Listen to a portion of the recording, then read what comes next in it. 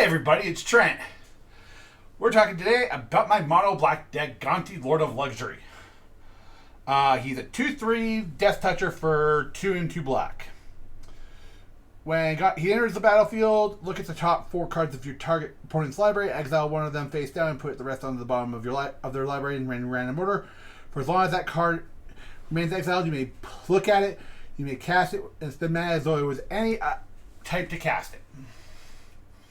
So you have a threat. Gonti doesn't come out until you figure out who the threat is on your at your table. Then you look at that and you deny your threat a win con or a mana piece or whatever piece they're looking for, and you use that to continue on forward. This deck is about annoyance. And when I say that, we're going to start with Fire Lords, or the Rise of Sozin, which is 4 and 2 black for an enchantment saga that flips into a 5/5. First off, it's a board wipe. For second, choose a card name, search target opponent's graveyard, hand, and library for up to 4 cards with that name, and exile them. Then that player shuffles. So, if you're going to get a Rats deck, you can exile 4 rat colonies. Ooh. Exile this saga, then return it to the battlefield, transformed into. And so it gets exiled and comes back as Fire Lord Sozin. Menace, Firebending 3. Whenever Fire Lord Sozin deals combat damage to a player, you may pay X. When you do, put that number of target creature cards with total mana value X or less from that player's graveyard to the battlefield under your control. You're stealing from their graveyard, you're playing their stuff. Mihut Massacre, we all know what this does. It's 2 and X. When Mihut Massacre enters the battlefield, each creature gets -X until end of turn. Board wipe. Whenever a creature you control dies, each opponent loses 1 life. Whenever a creature your opponent control dies, you gain a life. Ancient Brash Dragon is 5 and 2 black for a 7/6 flyer. When it deals combat damage, you roll a d20 and you get that much mana value out of any number of target creature cards. Alright. Put any number of target creature cards with total mana value X or less from graveyards onto the battlefield under your control. So more graveyard theft. Elder Brain, Menace 6/6 for 5 and 2 black. Whenever it attacks the player, exile all cards from that player's hands, and then draw that many cards.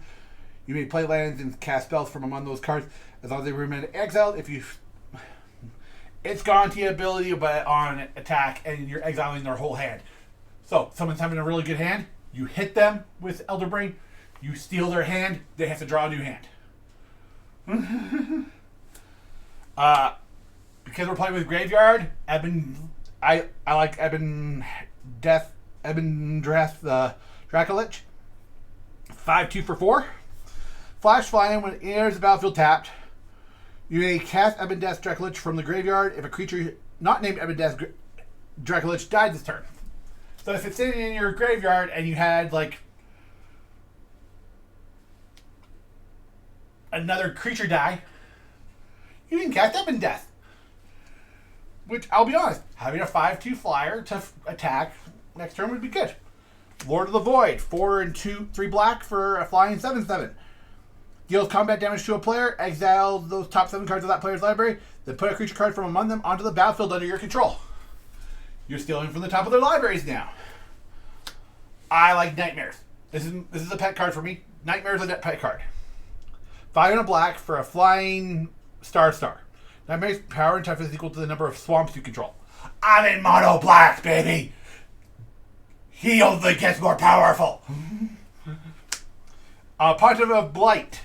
4 and 2 black for other creatures you control have Exhort. 2/7. Exhort is you tap whenever you cast a spell.